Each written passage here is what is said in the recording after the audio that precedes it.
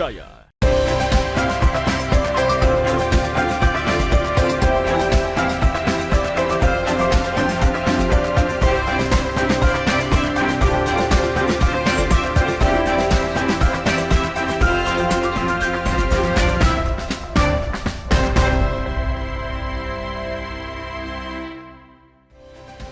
Selamat pagi saudara, apa kabar Anda hari ini? Senang sekali saya Linda Wirawan dapat kembali menjumpai Anda di program Sapa Sulsel edisi kali ini. Seperti biasa kami akan menghadirkan beragam informasi yang unik dan menarik tentunya untuk menemani aktivitas Anda di pagi hari ini.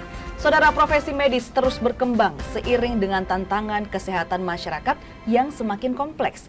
Salah satu bidang yang tak kalah penting adalah bedah mulut dan maksilofasial, sebuah disiplin yang menangani berbagai permasalahan di area wajah dan rahang.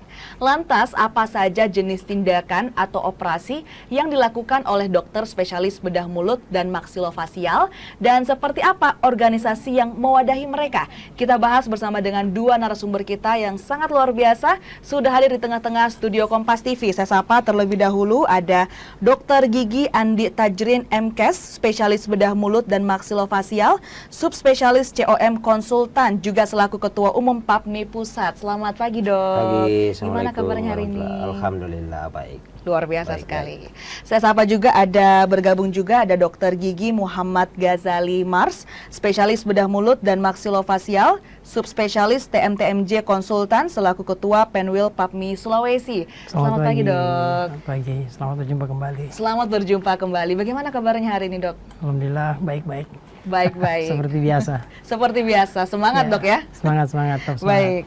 Oke, saya mau ke pertanyaan pertama dulu ke Dr. Tajrin. Ya. Dok, apa sih sebenarnya spesialis bedah mulut dan maksilofasial itu, dan bisa dijelaskan secara sederhana agar masyarakat umum bisa mengerti, Dok? Silahkan. Ya. Oke, terima kasih ya. Bismillahirrahmanirrahim. Assalamualaikum warahmatullahi wabarakatuh. Terima kasih. Persatuan Ahli Bedah Mulut dan Maksilofasial adalah salah satu organisasi yang merupakan salah satu cabang keilmuan. Oke. Ya, cabang keilmuan dalam bidang kedokteran gigi. Jadi bedah mulut dan maksilofasial itu adalah salah satu cabang keilmuan dalam bidang kedokteran gigi. Nah, apa saja yang mereka lakukan? Jadi di kita itu bedah mulut dan maksilofasial menangani beberapa kasus, ya. Kasus dalam artian pasien seperti celah oral maksilofasial, seperti bibir sumbing, langit-langit sumbing, ya. Lalu ada namanya bedah trauma. Bedah trauma misalnya rahang yang patah, ya, akibat kecelakaan atau akibat olahraga atau akibat KDRT, itu sering kita dapatkan. Baik. Lalu yang ketiga, bidang ilmunya itu yang harus dipahami oleh masyarakat adalah ada juga namanya implan, implan gigi. Jadi salah satu gigi palsu yang paling baik saat ini itu adalah implan gigi itu oleh bedah mulut dan maksilofasial. Baik. Nah, jadi dokter-dokternya bisa juga mengerjakan. Lalu yang keempat, ya, ada namanya bedah ortognatik.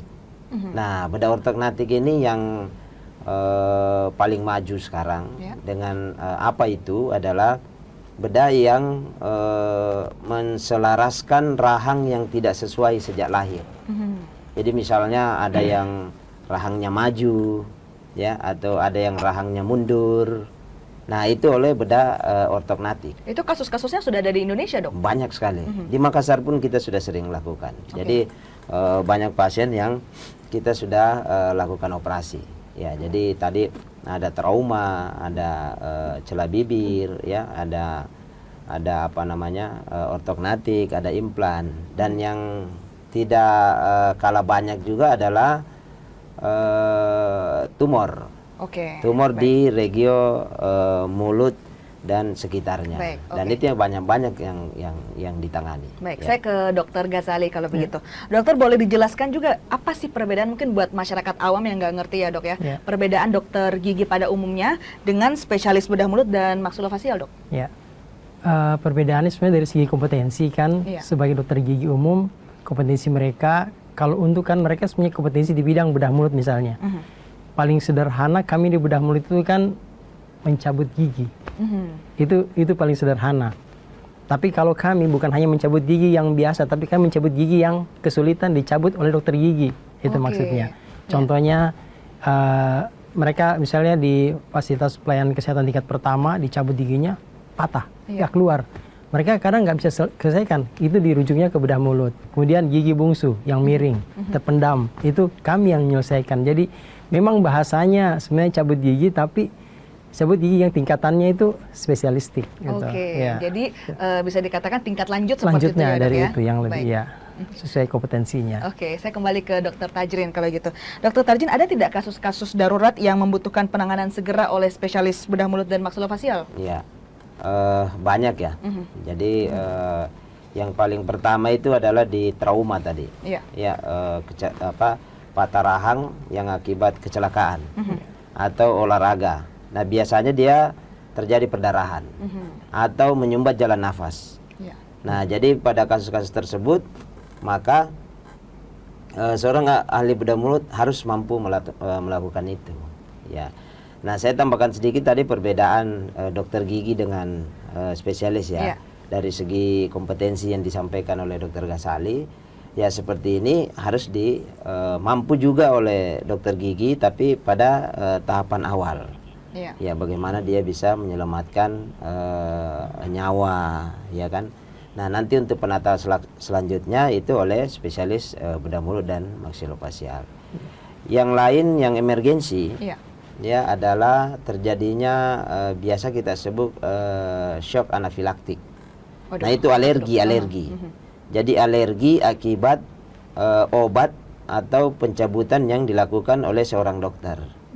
Nah, itu harus mampu ditangani. Jadi emergensi itulah yang sering dihadapkan, sehingga ya spesialis bedah mulut itu memang sudah punya keilmuan untuk melakukan penata laksanaan pasien-pasien yang harus ditangani segera. Harus ditangani segera, Ya, Dok, ya? sehingga tidak bisa menunggu besok. Pada saat kejadian dia jatuh, ya kecelakaan, maka harus dibebaskan, jangan sampai ada perdarahan, jangan sampai ada menyumbat jalan nafas, itu yang. Baik, saya ke Dokter Ghazali. Dokter Ghazali, apakah layanan ini sudah merata di seluruh Indonesia atau seperti apa, Dokter? Kalau pelayanan bedah mulut sebenarnya memang terus terang pelayanan spesialistik kedokteran gigi itu kalau dikatakan merata, mungkin Dr. Tajim bisa lebih jelaskan bahwa memang itu belum merata untuk seluruh Indonesia. Tapi untuk dengan sekarang ini, saya tidak bicara wilayah secara nasional ya, karena kapasitas beliau yang bisa menjelaskan. Tapi kalau secara wilayah di Sulawesi lah dan Maluku Papua ini, sebenarnya ketersediaan kami tuh di pengurus wilayah Sulawesi itu sudah sekitar 60-an. Itu dengan distribusi ya hampir seluruh provinsi di wilayah timur Indonesia ini hampir semua sudah ada. Hanya kan kita tidak butuh hanya sampai provinsi, butuh kabupaten. Iya. Nah, itu yang belum merata. Oke. Jadi baru sampai ke batasan itu. Kalau Dokter Tajrin mungkin bisa menjelaskan bagaimana kemudian sebarannya di seluruh Indonesia, Dokter? Ya. Jadi saat ini bedah mulut dan maksilofasial itu tidak lebih dari 700 orang. Tidak lebih dari 700 Iya. orang untuk di seluruh Indonesia, Seluruh Dok? Indonesia, dan dengan jumlah rakyat Indonesia 250 juta. Ya, jadi kita sangat kekurangan. Dan yang lebih masalah lagi adalah jumlah itu terkonsentrasi di kota-kota besar. Di perkotaannya, Dok, ya? Ya, hanya di Jakarta, di Surabaya, di Bandung, di Medan. Alasannya kenapa bisa kurang, Dok? Ya. Nah, yang pertama, produksinya. Produksinya? Di Indonesia ini kita hanya memiliki 7 center pendidikan. Itu pun 2 baru belum cukup 2 tahun. Nah, jadi kita produksinya sangat kurang. Sehingga dalam setahun ya kita mungkin cuma mampu menghasilkan sekitar 30 sampai 40. Sedangkan normalnya dia harusnya dalam setahun menghasilkan 1.000. 1.000 dokter gigi spesialis bedah mulut. Untuk 250 juta Iya, untuk masyarakat 250 Indonesia, Dok, ya? Sehingga banyak sekali kabupaten yang belum punya spesialis bedah mulut. Ya, Kita juga masih akan membahas dok mengenai organisasi yang menaungi itu yaitu PAPMI, Persatuan Ahli Bedah Mulut dan Maksilofasial Indonesia. Namun kita jeda sejenak, Dr. Tajrin, Dr. Ghazali, Siap. jangan kemana-mana saudara, tetap bersama kami di Sapa Sulsel.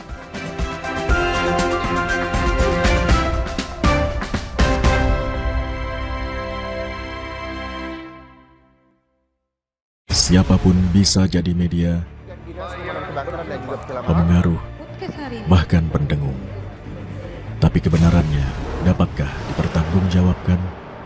Percayalah hanya pada sumber independen yang menjunjung tinggi prinsip jurnalisme dalam setiap tayangan terbaiknya. Ikuti saya, saudara. Rosi, Satu Meja, The Forum, Sapa Indonesia Malam Akhir Pekan, Dipo Investigasi, Kompas TV, independen, terpercaya. Mengisi ruang informasi Anda, sejumlah informasi sudah kami rangkum dalam program Kilas Kompas. Usah khawatir, tertinggal berita dan informasi terkini. Kilas Kompas akan menyajikan sejumlah informasi lainnya untuk Anda. Karena kami merangkum semuanya untuk Anda. Singkat, Pohon tumbang menutup jalan utama. padat, terpercaya. Tetaplah bersama kami di Kilas Kompas. Kilas Kompas, setiap hari pukul 11:30 malam, live di Kompas TV. Pelanggaran hukum, ketidakadilan, keresahan sosial terjadi dan terjadi lagi. Tersangka sendiri dia melakukan aksinya itu sudah lebih dari 6 tahun. Aku pemakaian krem abal-abal itu lama banget, ada pengelupasan, terus merah. Selami peristiwa, tarik benang merah, temukan kebenaran di balik fenomena. Sasaran setiap Rabu pukul 10:30 malam di Kompas TV. Salam waspada saudara. Polisi menggerebek sarang narkoba. Waspada, tindak kejahatan ada di sekitar Anda. Akhir kisah pembunuh berantai asal Bekasi akhirnya terungkap. Identifikasi tanda-tandanya, observasi fenomenanya, persempit ruang geraknya, tangkap informasinya dalam Borgol. Senin sampai Jumat pukul 3:30 sore di Kompas TV. Dipo Investigasi setiap Senin pukul 8:30 malam. Mencari tahu, mendengarkan lebih utuh dan mendalam, mempertanyakan rasa keadilan. Saya mau minta klarifikasi. Klarifikasi. Ini tanggung jawab. Bapak malu nggak sih? Apakah saya dengar permintaan maaf yang benarkah backingnya para jenderal orang-orang sekarang yang Kita mengingatkan penguasa, menghibur yang papa. Rosi.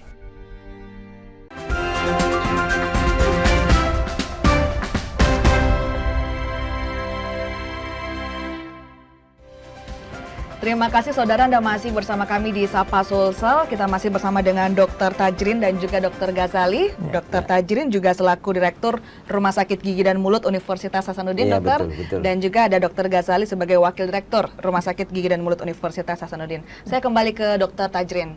Dokter, apa saja sih sebenarnya gejala ataupun tanda yang bisa menjadi indikasi bahwa seseorang ini butuh konsultasi sebenarnya dengan dokter spesialis bedah mulut, dokter? Ya.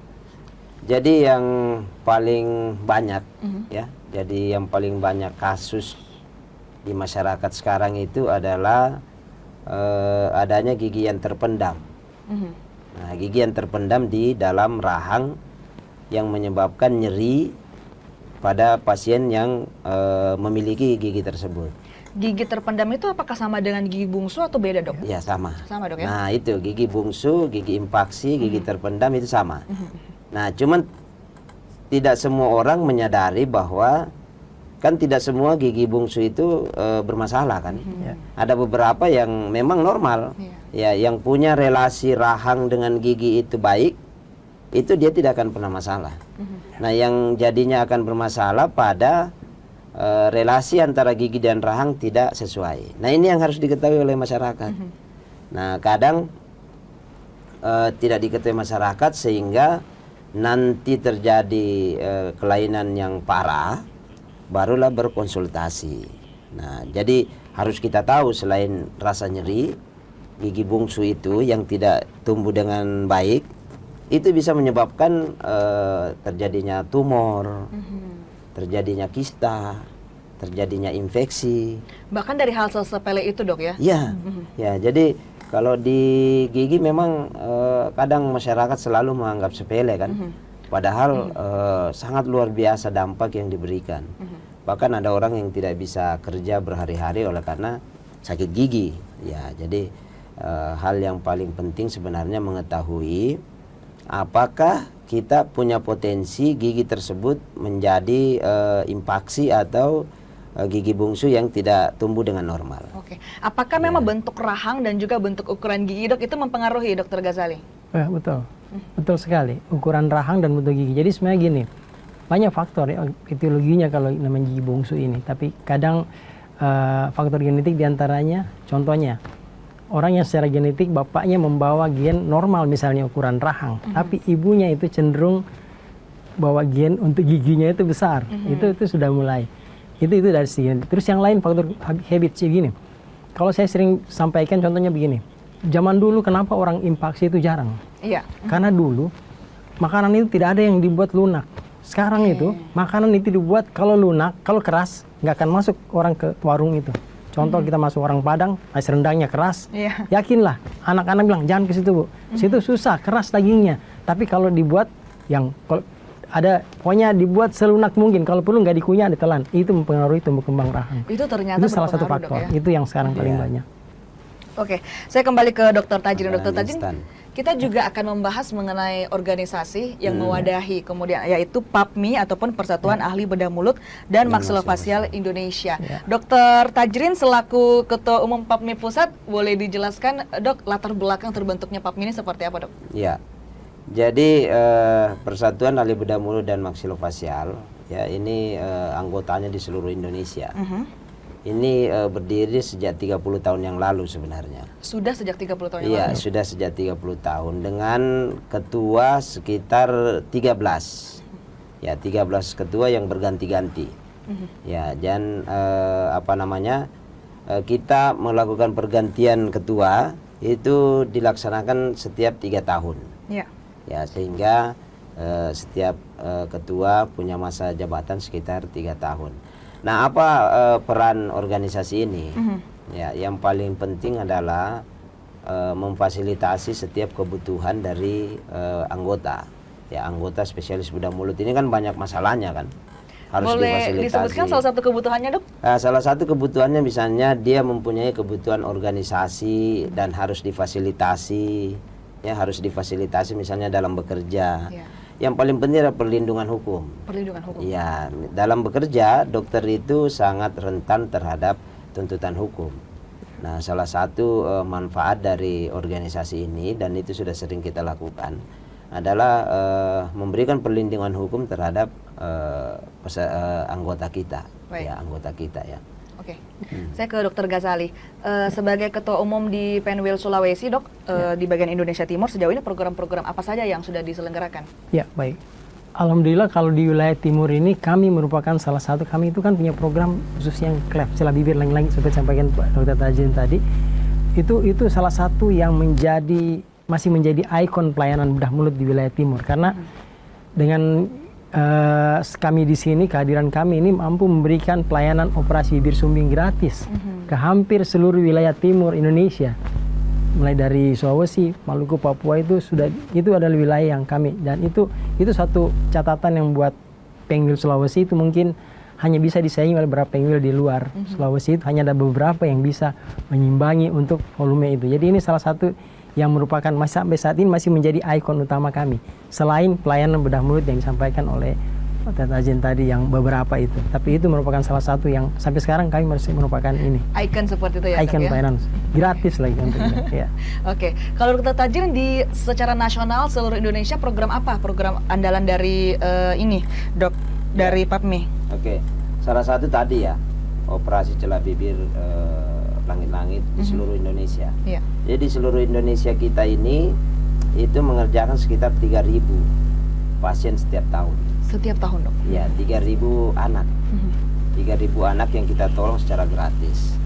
Dan 500 sampai 600 itu datang dari PAPMI Sulawesi. Nah, jadi sepertiga itu dengan Bandung, ya Bandung itu yang cukup banyak. Nah, itu program program andalan kita. Baik. Ya, lalu yang lain itu yang banyak membantu masyarakat, ya kita ikut dalam mensosialisasi bagaimana memberikan pelayanan pencabutan gigi sampai ke pelosok. Ya. Ya, sampai ke pelosok. Ini juga dilakukan oleh Persatuan Ahli Bedah Mulut. Baik, dan sesaat lagi juga akan ada Konas PAPMI ya, atau Kongres Nasional Persatuan Ahli Bedah Mulut dan Maksilofasial Indonesia. Kita akan membahas mengenai hal tersebut. Jangan kemana-mana, saudara, tetap bersama kami di Sapa Sulsel.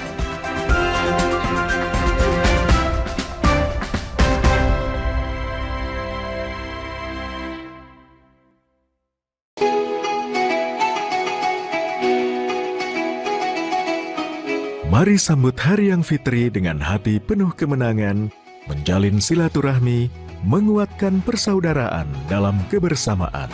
Kompas Gramedia berkomitmen menyajikan karya terbaik sebagai inspirasi untuk semua. Assalamualaikum warahmatullahi wabarakatuh. Seusai menunaikan ibadah puasa selama bulan suci Ramadan, tiba saatnya bersukacita menyambut hari kemenangan. Mari berbagi kebahagiaan, merayakan kebersamaan, saling bermaafan, eratkan persaudaraan. Selamat Hari Raya Idul Fitri 1446 Hijriah. Minal aizin wal faizin, mohon maaf lahir dan batin. Wassalamualaikum warahmatullahi wabarakatuh. Independen, terpercaya. Saat ini, siapapun bisa jadi media, pemengaruh, bahkan pendengung. Tapi kebenarannya, dapatkah dipertanggungjawabkan? Percayalah, hanya pada sumber independen yang menjunjung tinggi prinsip jurnalisme dalam setiap tayangan terbaiknya. Gelar bicara tajam mengupas fakta, memantik solusi. Doktor dan profesor itu bisa abal-abal dan dengan belise. Kenapa lebih memilih jalan ini, jalan yang kemudian jadi tidak aman? Why now? Berita bernilai sebagai referensi.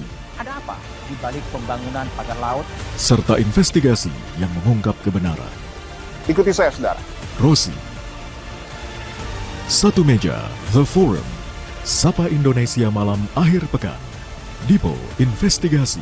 Kompas TV. Independen, terpercaya.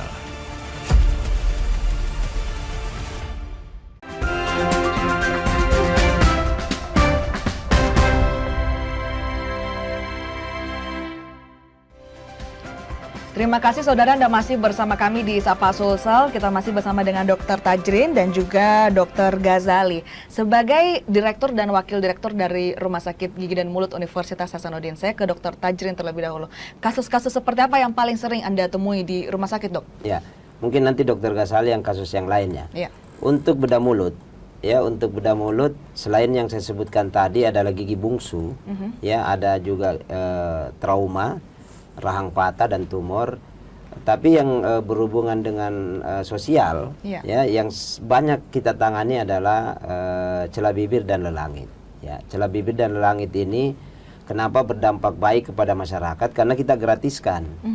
Ya, jadi tidak ada masyarakat yang mengeluarkan biaya untuk datang berobat, dilakukan operasi. Jika misalnya pemirsa ataupun masyarakat mendapatkan penyakit ini, celah bibir dan lelangit, itu bisa datang langsung ke rumah sakit? Langsung datang, ya langsung datang bahwa mau berobat, insya Allah didaftar dan disiapkan, dipersiapkan operasi, lalu kita operasi. Baik. Sampai tuntas.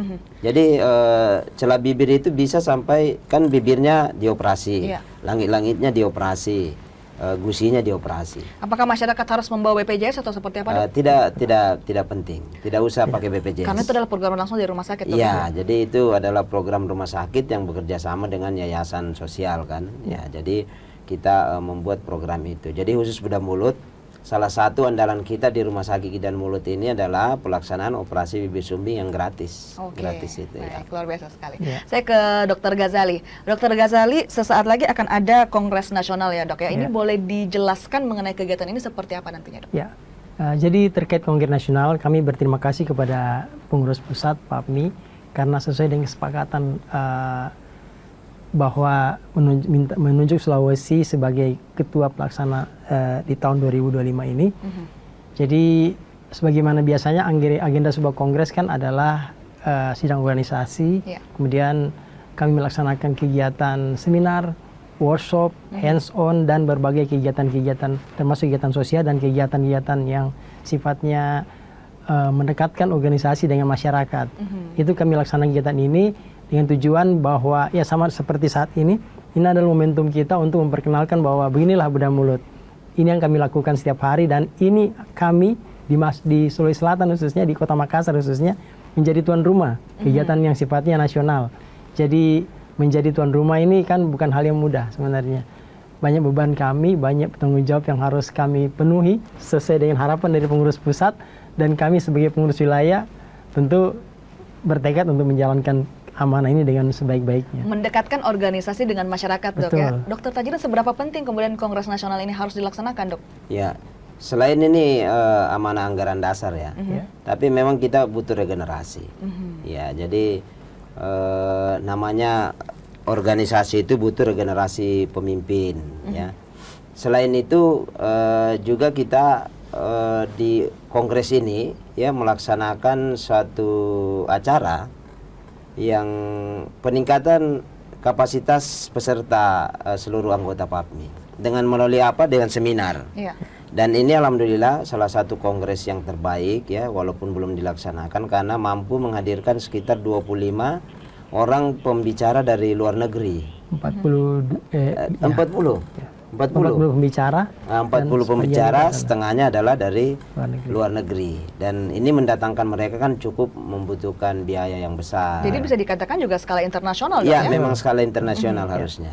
Memang skala internasional. Jadi karena kita harus selalu mengupgrade ya keilmuan mereka, kita diskusikan, minta mereka bawa materi, lalu kita diskusi, dan itu diikuti oleh peserta kita, sehingga kemampuan teman-teman kita harap bisa meningkat melalui itu.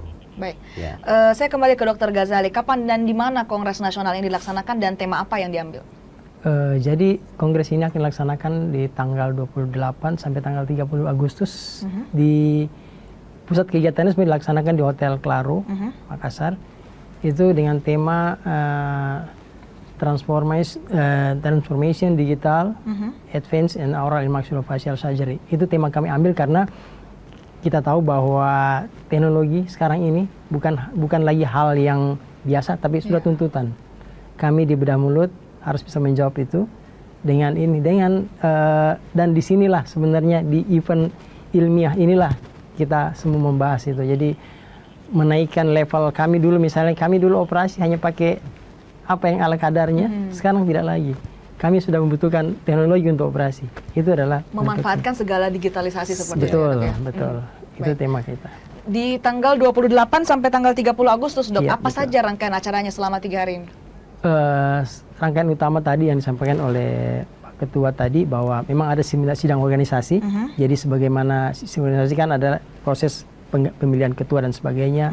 Dan kemudian ada seminar tadi yang membawa pemateri dari luar negeri dan dari dalam negeri. Kemudian ada workshop dan hands-on. Hands-on ini adalah sebuah materi pemberian tambahan keterampilan klinik. Baik itu untuk dokter gigi spesialis bedah mulut maupun untuk dokter gigi umum. Jadi kami mempunyai segmen, ada yang untuk dokter gigi, ada yang khusus untuk spesialis. Karena memang kami tahu di kegiatan seperti ini masing-masing tidak bisa, mereka yang spesialis dokter gigi tidak bisa ikuti irama yang spesial dan sebaliknya. Yang di spesialis juga dia tidak. Jadi ini kami berikan porsi masing-masing. Nah, kemudian berikutnya adalah kami juga berupaya dan kegiatan ini banyak mengundang kan banyak orang ini datang peserta ini kurang lebih hampir yang terdaftar hampir 700 peserta. Itu kan bukan datang dari seluruh Indonesia. Itu kan bukan hanya datang sendiri dengan keluarga. Nah, kami berharap dengan event ini juga memberikan dampak ekonomi buat Sulawesi Selatan khususnya Kota Makassar. Makanya ada event seperti ini kami berharap ada sedikit menambah riak-riak ekonomi. Wali Kota sudah dukung ya. Dan didukung oleh Pak Wali Kota kemarin. Juga sama Pak Wali Kota. Kami audiens sama beliau. Semoga ini bisa menaikkan sedikit ini dari aspek ekonomi dan pariwisata di Sulawesi Selatan. Oke, jadi ada 700 peserta ya, Dr. Tajrin, dari seluruh Indonesia yang akan datang ke Kota Makassar untuk mengikuti Kongres Nasional ini. Apakah ini khusus untuk anggota PAPMI sendiri? Bagaimana keterlibatan publik untuk acara ini, Dokter? Nah, untuk selain anggota PAPMI, kita juga melibatkan publik seperti dokter gigi, dokter gigi yang non spesialis. Selain itu pemerintah dalam hal ini kita terima kasih atas supportnya. Ya, karena ini simbiosis mutualisme, kami datang membawa seluruh anggota PAPMI seluruh Indonesia, pasti butuh transportasi, ya, butuh pembelanjaan, butuh oleh-oleh dan seterusnya. Dan itu Pak Wali Kota pasti sudah sangat tangkap dan punya kajian. Nah, selain itu kita juga memberikan manfaat kepada vendor. Vendor itu alat-alat kesehatan, ya kan, apa namanya, pedagang tradisional dan semua. Karena kami siapkan juga pameran. Jadi mereka kita fasilitasi masuk, ya, menawarkan produknya dan seterusnya, sehingga dalam setiap pengalaman, ya, kongres dan seminar itu, maka tak satu pun biasanya sampai 40-60 vendor yang ikut pameran itu selalu untung, ya, selalu untung. Jadi ini sebenarnya bukan acara untuk di bidang sektor kesehatan saja seperti itu ya, Dokter, tapi juga berpengaruh baik itu di sektor perekonomian hingga pariwisata yang ada di Kota Makassar. Betul. Karena mereka nanti akan dibuatkan oleh Pak Ketua wisata, ya, wisata ke Ramang-Ramang, wisata ke Maros, bahkan ada yang sudah siap menuju ke Toraja. Waduh. Ya, jadi sudah siap mereka siap mengeksplor Sulawesi. Setidaknya kuliner Makassar itu semua harus mereka cicipi kuliner Makassar di Kota Makassar. Baik. Oke, saya kembali ke Dr. Tajrin. Harapan kedepannya seperti apa, terutama sebagai Ketua Umum dari PAPMI untuk organisasi dan untuk masyarakat? Silahkan, Dok. Ya, oke. Untuk organisasi mudah-mudahan dengan kongres ini dan dilaksanakan oleh PAPMI Pengwil Sulawesi ini bisa berjalan dengan baik dan terpilih ketua umum yang baru, ya, karena di kami itu ada 3 ketua. Jadi saya menjadi ketua purna, nanti ada ketua elek dan ketua umum. Nah, untuk masyarakat, saya kira kami insya Allah akan selalu dekat dengan masyarakat. Ya, mari jangan ragu, ya, terutama pada kasus-kasus yang dibutuhkan oleh masyarakat. Langsung datang ke Rumah Sakit Gigi dan Mulut atau mengontak Persatuan Ahli Bedah Mulut dan Maksilofasial dan yang ada di seluruh kawasan timur. Insya Allah kita akan bisa memfasilitasi, ya, dengan cara yang baik, insya Allah.